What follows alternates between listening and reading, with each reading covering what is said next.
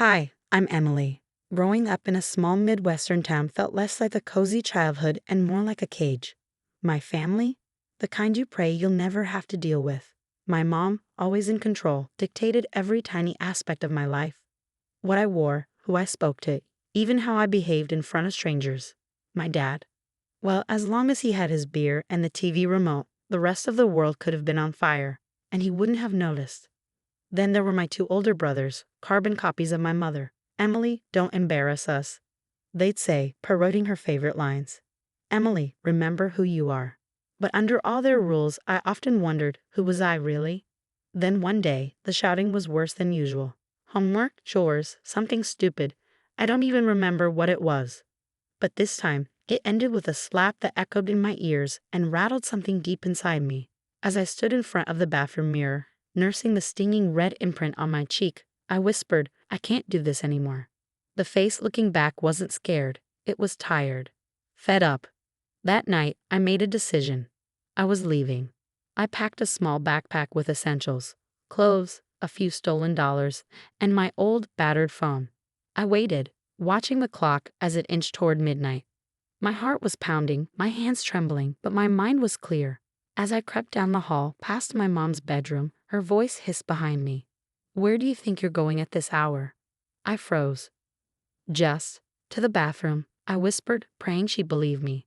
After a few tense moments, she grunted, make it quick. I stood there, heart racing, waiting for the soft rhythm of her snoring to start again. When it did, I knew it was my moment. The cool night air hit my face as I slipped out the door, a strange mixture of fear and freedom flooding my senses. I didn't go straight to the bus station. I knew that would be the first place they'd look. Instead, I hid in an old, abandoned shed behind Mr. Johnson's barn, biding my time until dawn. When the sun began to rise, I boarded the bus, leaving behind nothing but a hastily scribbled note on my pillow. I'm safe. Don't look for me. I didn't know if they'd care enough to read it. But it didn't matter. I was gone. As the bus rumbled down the highway, I felt a weight lifting off my shoulders. I didn't know exactly where I was headed or what lay ahead. But whatever it was, it had to be better than what I was leaving behind. Pulling out my old phone, I dialed the only number I knew by heart that wasn't family. My voice trembled as I whispered into the receiver, I did it. I'm free. The voice on the other end was groggy but quickly filled with pride and concern. Stay safe, my best friend murmured. We'll figure this out. As the sun climbed higher in the sky, I felt a strange mix of fear and excitement. For the first time, the unknown didn't terrify me, it thrilled me. Fast forward 10 years, and here I am, sitting in a cozy corner cafe in a bustling city, far from the life I left behind. Across from me is Sarah, the closest thing I've ever had to a sister. She stirs her latte, smiling at me. 10 years, huh? You've really made a name for yourself. I nod, swirling my coffee. Yeah, it's been a wild ride, but every day's been worth it just to be free. The cafe door chimes, and in walks Mark, my mentor and boss. His presence lights up the room, as always. He greets us with a warm smile and says, Emily, there's a letter for you back at the office, from a law firm. Looks important. A knot forms in my stomach. Thanks, Mark. I'll check it out later. But curiosity gets the better of me, and after lunch I head straight to the office, tearing open the envelope. My eyes scan the words. Lawsuit, abandonment, emotional distress. It's from them, my family. I slump into my chair, the letter crumpling in my hands. Can you believe this? I show it to Mark, my voice shaky. After all these years. Mark reads it, his expression hardening. That's ridiculous, Emily. You were a child. You did what you had to do to survive. His voice is firm, reassuring. Why now? Why after all this time? The confusion and old fears swirl in my mind like a storm, threatening to pull me under. Sarah leans across the desk, her eyes scanning the document. They're claiming financial hardship. That's rich, she says with a scoff. We need to fight this, Em. You can't let them drag you back into that nightmare. Mark adds, his voice edged with protective determination. The decision feels heavy, but the path is clear. I won't contact them, I say, the words solidifying in my mind. I'll let my lawyer handle it. Over the next few days, I meet with Lisa, my no-nonsense attorney. We sit in her office, the walls lined with books, the air calm but tense, like the eye of a storm. They have no case, Emily. We'll show the court the environment you escaped from. Lisa explains, her strategy sharp and methodical. But what if the judge doesn't believe me? What if they think I'm being dramatic?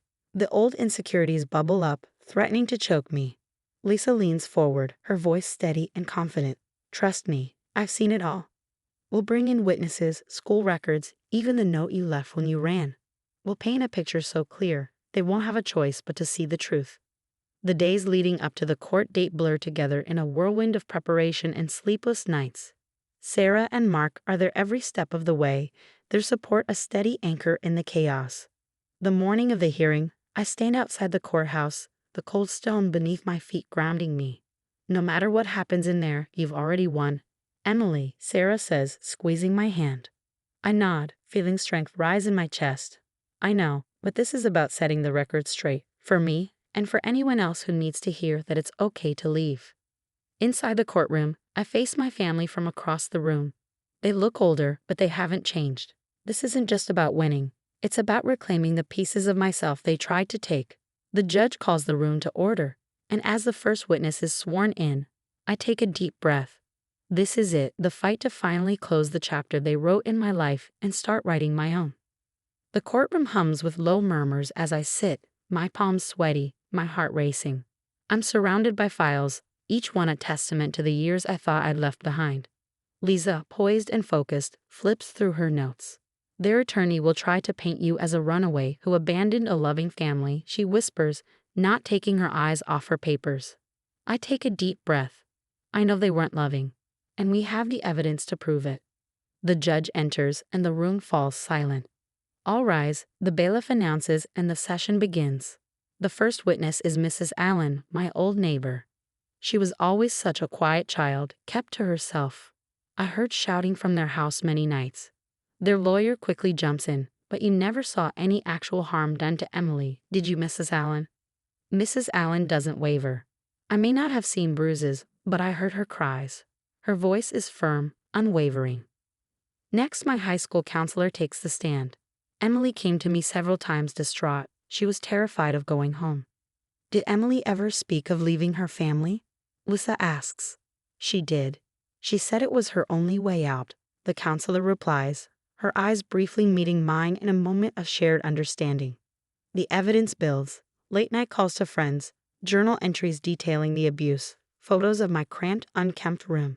Every piece of my past laid bare. Lisa moves to the next point. Now let's discuss their attempts to contact Emily after she left. She displays a series of documents on the screen, calls, emails, private investigators they hired to track me down.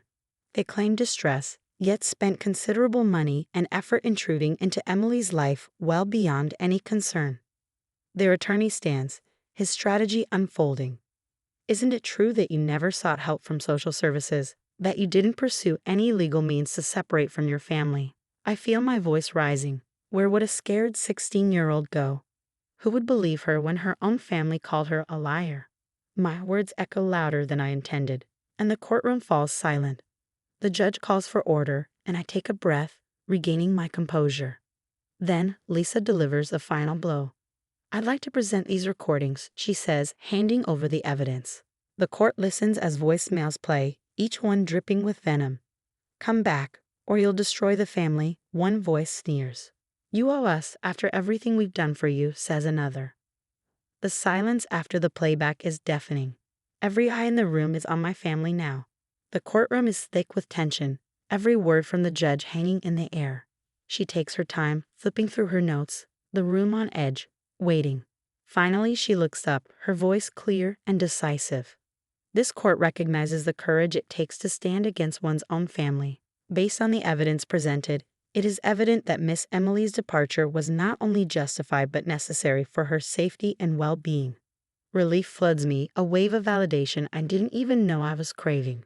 This isn't just a legal victory, it's a reclaiming of my story, my truth. The gavel strikes, and it's official. The lawsuit is dismissed. I exhale a breath I've been holding for years. As I step out of the courthouse, the sunlight seems brighter.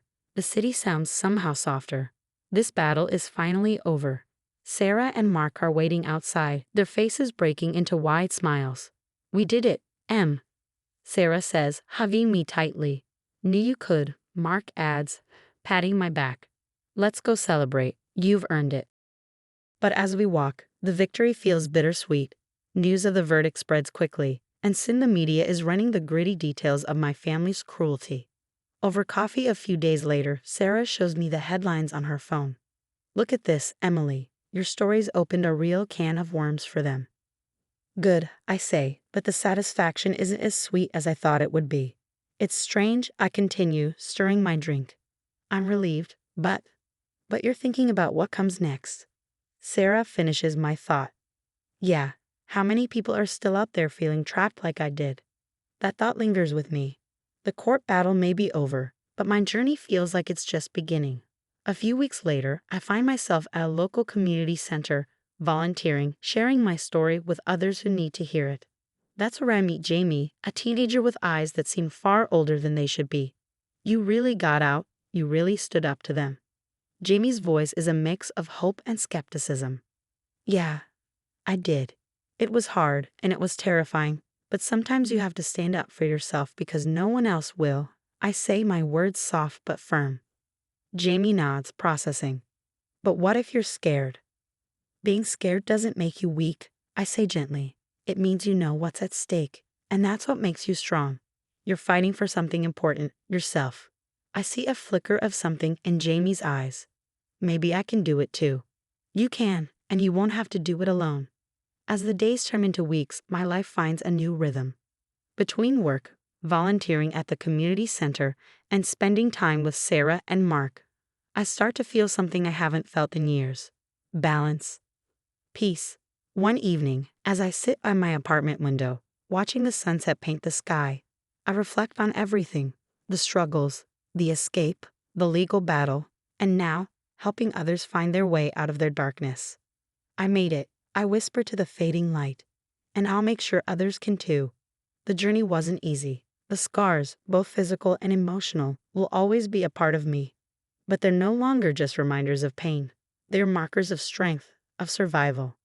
As the last light dips below the horizon, I realize something. It's not just about surviving anymore. It's about thriving, about making a difference. And with that, I know my story isn't over. It's just beginning a new chapter. What do you think of Emily's decision to not only fight her family legally, but also help others in similar situations? Could you see yourself making the same choices if you were in her shoes? Share your thoughts in the comments below. If you enjoyed this story and want to see more, don't forget to like this video and subscribe to our channel. Your support helps us bring more stories like this to light.